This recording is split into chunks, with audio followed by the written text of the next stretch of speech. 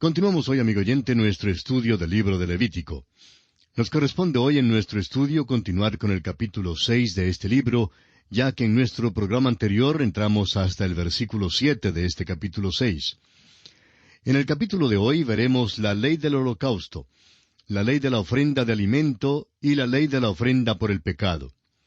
Los capítulos 6 y 7 de Levítico nos presentan la ley de las ofrendas. Hemos visto algunas de estas leyes al tratar cada ofrenda, pero lo haremos una vez más con más detalle. En realidad, la ley de las ofrendas presenta el papel de los sacerdotes en estos sacrificios, lo que debían hacer y la porción que les correspondía. Podría llamarse los reglamentos especiales para los sacerdotes que ministran en el altar de Dios. Esta sección principia con instrucciones específicas para los sacerdotes y con un mandamiento para Aarón y sus hijos. Y siendo que los sacerdotes servían en el altar, tomaban parte en todas las ofrendas que se hacían en el altar de bronce. Todo esto es una sombra de la realidad en el cielo donde sirve Cristo, nuestro gran sumo sacerdote.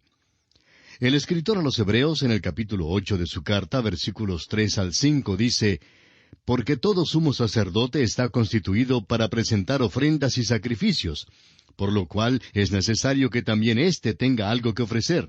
Así que, si estuviese sobre la tierra, ni siquiera sería sacerdote, habiendo aún sacerdotes que presentan las ofrendas según la ley, los cuales sirven a lo que es figura y sombra de las cosas celestiales, como se le advirtió a Moisés cuando iba a erigir el tabernáculo, diciéndole: Mira, haz todas las cosas conforme al modelo que se te ha mostrado en el monte».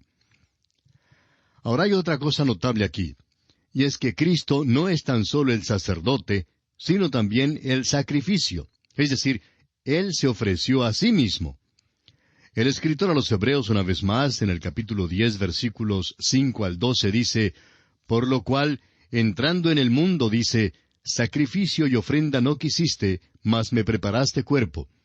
Holocaustos y expiaciones por el pecado no te agradaron.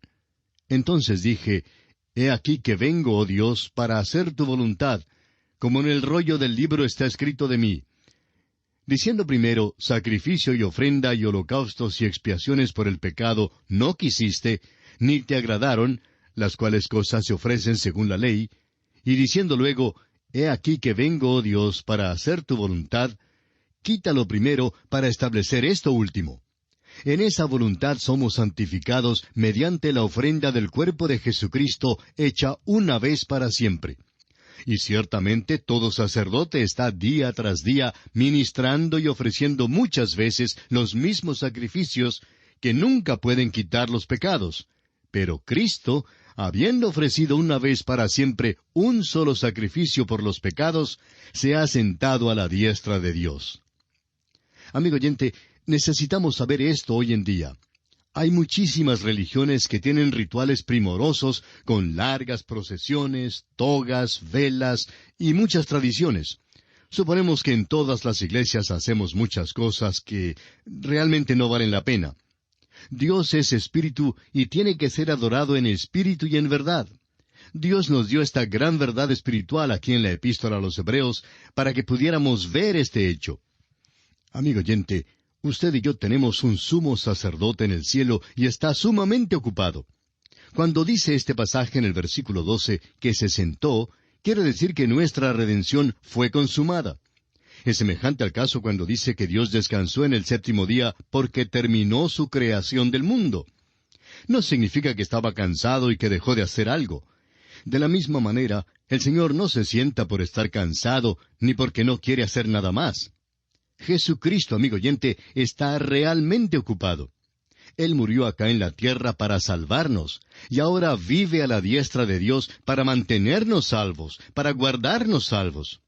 Usted y yo, amigo oyente, debemos mantener siempre nuestro contacto con Él. Esta es la realidad. Esto es verdadera vida espiritual. La dificultad hoy en día es que no tenemos contacto con el Cristo viviente. Ya no es una realidad para nosotros. Quizá las palabras más elogiosas que se haya dicho en cuanto a un predicador fueron aquellas que pronunció un carnicero alemán en el mercado de la ciudad de Nashville, en el estado de Tennessee, Estados Unidos, con respecto al Dr. Allen.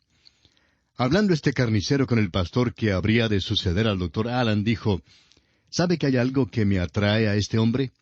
Cada vez que me encuentro con él, siento como si él acabara de despedirse de Jesús a la vuelta de la esquina. Amigo oyente, tenemos que admitir que Jesucristo era una realidad en la vida de aquel pastor. Veamos ahora brevemente el bosquejo de esta ley de las ofrendas que vamos a estudiar en los capítulos 6 y 7 de Levítico. En primer lugar, encontramos la conclusión de los reglamentos respecto a la ofrenda de transgresión, en los versículos 1 al 7, que ya hemos considerado en nuestro programa anterior. En segundo lugar, encontramos la ley con respecto al holocausto, en los versículos 8 al 13. En tercer lugar, tenemos la ley tocante a la ofrenda de alimento, en los versículos 14 al 23. Y en cuarto lugar, tenemos la ley tocante a la ofrenda por el pecado, en los versículos 24 al 30. Veamos pues el segundo aspecto, o sea, la ley tocante al holocausto. Leamos los versículos 8 y 9 de este capítulo 6 de Levítico. Habló aún Jehová a Moisés diciendo, Manda a Aarón y a sus hijos y diles, Esta es la ley del holocausto. El holocausto estará sobre el fuego encendido sobre el altar toda la noche hasta la mañana. El fuego del altar arderá en él. El fuego en el altar debía arder continuamente, pero solo mientras el tabernáculo estuviese levantado, y no mientras estuviese replegado para las marchas a través del desierto.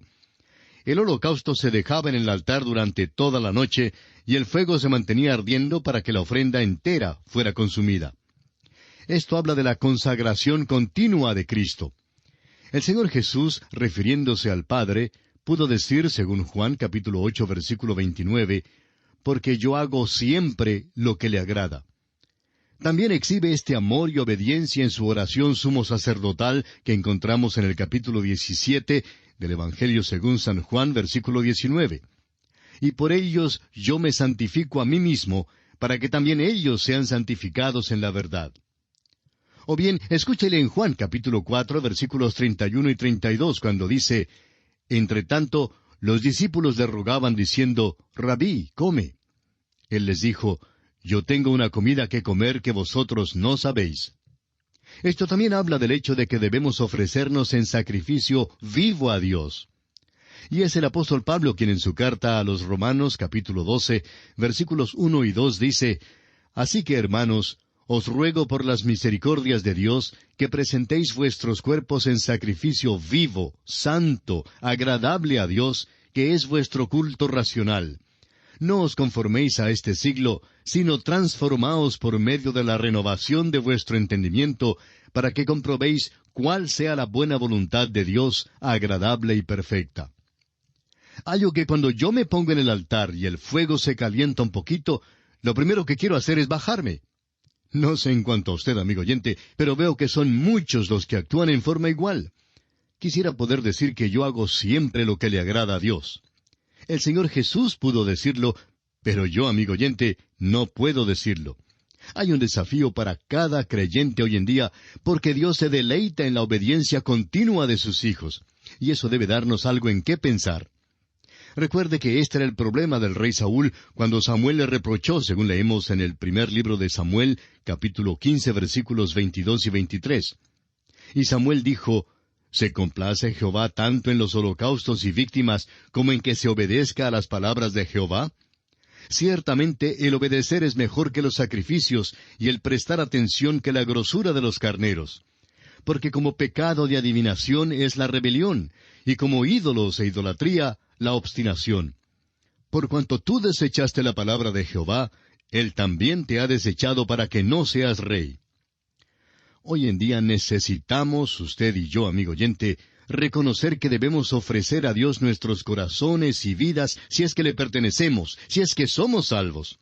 Pero lejos esté de nosotros hacer profesiones vanas. ¿Qué es lo que Dios quiere que hagamos? El Evangelio según San Juan, capítulo 6, versículo 29, nos responde, Esta es la obra de Dios, que creáis en el que Él ha enviado. Volviendo ahora al capítulo 6 de Levítico, leamos los versículos 10 y 11. Y el sacerdote se pondrá su vestidura de lino, y vestirá calzoncillos de lino sobre su cuerpo, y cuando el fuego hubiere consumido el holocausto, apartará él las cenizas de sobre el altar, y las pondrá junto al altar. Después se quitará sus vestiduras, y se pondrá otras ropas, y sacará las cenizas fuera del campamento a un lugar limpio. Dios dio instrucciones aun en cuanto a los mínimos detalles de la vestidura que el sacerdote debía ponerse. No solo debía ponerse un manto largo, que era común a todos los sacerdotes, sino también debía vestir unos pantalones de lino. ¿Por qué? Porque la carne tenía que ser totalmente cubierta. Dios está enseñando aquí que Él no puede aceptar las obras de la carne. El apóstol Pablo en su carta a los Gálatas, capítulo 5, versículos 19 al 21, dice: «Y manifiestas son las obras de la carne, que son adulterio, fornicación, inmundicia, lascivia, idolatría, hechicerías, enemistades, pleitos, celos, iras, contiendas, disensiones, herejías, envidias, homicidios, borracheras, orgías y cosas semejantes a estas, acerca de las cuales os amonesto, como ya os lo he dicho antes, que los que practican tales cosas no heredarán el reino de Dios». Amigo oyente, Dios no puede aceptar las obras de la carne. Es sólo el fruto del Espíritu Santo lo que le es aceptable. Es el Espíritu de Dios el que ha de producir esto en nuestras vidas. Y el apóstol Pablo continúa en los versículos 22 y 23 del mismo capítulo 5 de su carta a los Gálatas, diciendo: «Mas el fruto del Espíritu es amor, gozo, paz, paciencia, benignidad, bondad, fe, mansedumbre, templanza. Contra tales cosas no hay ley». El sacerdote se quitaba las vestiduras que tenía puestas cuando sacaba las cenizas y entonces se vestía con otras ropas. Esto era para recordarle continuamente de la contaminación completa del pecado. Las cenizas en el altar hablaban principalmente del juicio del pecado, y aun las cenizas estaban contaminadas. Debían ser llevadas afuera y colocadas en un lugar limpio. ¿Qué cuadro es esto de la contaminación de pecado? Continuemos ahora con los versículos 12 y 13 de este capítulo 6 de Levítico. «Y el fuego encendido sobre el altar no se apagará, sino que el sacerdote pondrá en él leña cada mañana, y acomodará el holocausto sobre él, y quemará sobre él las grosuras de los sacrificios de paz. El fuego arderá continuamente en el altar, no se apagará». Esta es otra advertencia de que el fuego debía arder continuamente, y se repite de nuevo en el versículo 13. Cada mañana debía juntarse una nueva provisión de leña y ofrecerse un holocausto a nombre de todo el campamento. Este era el sacrificio de la mañana. La ofrenda de paz era puesta luego en el holocausto. El fuego continuo en el altar debe recordarnos que el fuego de Dios quema continuamente. Para aquellos que rechazan a Jesucristo, esto significa el fuego de la ira de Dios. El Evangelio según San Juan en el capítulo 3, versículo 36 dice: «El que cree en el Hijo tiene vida eterna, pero el que rehúsa creer en el Hijo no verá la vida, sino que la ira de Dios está sobre él». Y pasamos ahora a considerar la ley de la ofrenda del alimento. Leamos los versículos 14 y 15 de este capítulo 6 de Levítico. «Esta es la ley de la ofrenda. La ofrecerán los hijos de Aarón delante de Jehová ante el altar. Y tomará de ella un puñado de la flor de harina de la ofrenda, y de su aceite, y todo el incienso que está sobre la ofrenda, y lo hará arder sobre el altar por memorial en olor grato a Jehová». Una vez más vemos aquí que las instrucciones van dirigidas a los sacerdotes. El ofrendante era un adorador que se paraba delante del altar regocijándose ante Dios. El sacerdote era quien hacía esto por el ofrendante. Ahora los versículos 16 y 17 de Levítico 6 dicen: «Y el sobrante de ella lo comerán a Aarón y sus hijos. Sin levadura se comerá en lugar santo. En el atrio del tabernáculo de reunión lo comerán. No se cocerá con levadura. La he dado a ellos por su porción de mis ofrendas encendidas. Es cosa santísima, como el sacrificio por el pecado y como el sacrificio por la culpa». El lugar santo donde se comía esto era evidentemente el atrio del tabernáculo. Era santo porque Dios estaba allí. La presencia de Dios hace santo a cualquier lugar. Recuerde usted que Dios le mandó a Moisés, según Éxodo capítulo 3 versículo 5, «Quita tu calzado de tus pies, porque el lugar en que tú estás, tierra santa es». Y el apóstol Pedro, en su segunda carta, capítulo 1, versículo 18, dice que en la transfiguración estábamos con él en el monte santo. Leamos ahora el versículo 18 de este capítulo 6 de Levítico. Todos los varones de los hijos de Aarón comerán de ella. Estatuto perpetuo será para vuestras generaciones tocante a las ofrendas encendidas para Jehová. Toda cosa que tocare en ellas será santificada. Todos los creyentes pueden participar en el goce de las bellezas y las glorias de la santa humanidad de nuestro Señor. Amigo oyente, usted y yo debemos regocijarnos en Él mucho más de lo que lo hacemos. Sigamos adelante ahora con los versículos 19 al 23. Habló también Jehová a Moisés diciendo, Esta es la ofrenda de Aarón y de sus hijos que ofrecerán a Jehová el día que fueren ungidos. La 10ª parte de un efa de flor de harina, ofrenda perpetua, la mitad a la mañana y la mitad a la tarde. En sartén se preparará con aceite, frita la traerás, y los pedazos cocidos de la ofrenda ofrecerás en olor grato a Jehová.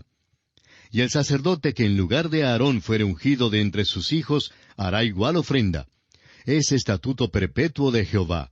Toda ella será quemada. Toda ofrenda de sacerdote será enteramente quemada. No se comerá. Los sacerdotes no sólo debían comer, sino que también debían ofrecer la 10ª parte de la ofrenda de alimento. El sacerdote que recibía un diezmo debía a su turno ofrecer un diezmo, y todo el diezmo debía ser ofrecido. Los sacerdotes debían dar tanto como lo que recibían. Los ministros hoy en día deben dar ejemplo para sus congregaciones en este asunto de dar. Hay que pasarles el plato a los miembros de la junta de la iglesia, aun si están sentados en la plataforma durante el culto. Todos tenemos que dar para la obra de Dios, según Él nos haya bendecido. Y pasamos ahora a considerar la ley de la ofrenda por el pecado. Leamos los versículos 24 al 30 de Levítico, capítulo 6. Y habló Jehová a Moisés diciendo, Habla a Aarón y a sus hijos, y diles, Esta es la ley del sacrificio expiatorio. En el lugar donde se degüelle el holocausto será degollada la ofrenda por el pecado delante de Jehová. Es cosa santísima. El sacerdote que la ofreciere por el pecado la comerá. En lugar santo será comida, en el atrio del tabernáculo de reunión. Todo lo que tocare su carne será santificado, y si salpicare su sangre sobre el vestido, lavarás aquello sobre que cayere en lugar santo. Y la vasija de barro en que fuere cocida será quebrada. Y si fuere cocida en vasija de bronce, será fregada y lavada con agua. Todo varón de entre los sacerdotes la comerá. Es cosa santísima. Mas no se comerá ninguna ofrenda de cuya sangre se metiere en el tabernáculo de reunión para hacer expiación en el santuario. Al fuego será quemada. Tenemos una vez más aquí las instrucciones que fueron dadas a los sacerdotes. La ofrenda por el pecado, que habla de la obra de Cristo en la cruz, debía ser ofrecida en el mismo lugar donde era santificado el holocausto. El holocausto habla de la persona de Cristo. Cristo tiene que ser santo, inocente y sin pecado para poder ser una ofrenda satisfactoria por el pecado. Tiene que ser poderoso para salvar. Es por eso que el nacimiento virginal es esencial en el plan de salvación. Jesucristo es quien fue concebido por el Espíritu Santo en una virgen. La ofrenda por el pecado era santa porque Cristo era sin pecado, aun cuando fue hecho pecado por nosotros. Amigo oyente, Cristo Jesús no fue a la muerte por su propio pecado. Fue el pecado suyo y el pecado mío que lo llevaron a la muerte. No murió simplemente porque fue arrestado por los romanos. Él pudo haber salido de la tierra en cualquier momento. Le dijo a Pedro que podía pedir legiones de ángeles si hubiese querido pedirlas. Pero fue hecho pecado por nosotros. Él murió en su lugar y en mi lugar. Acéptele ahora como su Salvador personal y reciba así la vida eterna. Que el mismo Señor sea quien le ayude a dar este paso de fe que marcará su destino eterno. Y aquí nos detenemos porque nuestro tiempo ha llegado a su fin. En la continuación de este estudio retornaremos Dios mediante en nuestro próximo programa y esperamos que usted nos vuelva a sintonizar. Será pues hasta nuestro próximo programa. Que el Señor le bendiga es nuestra ferviente oración.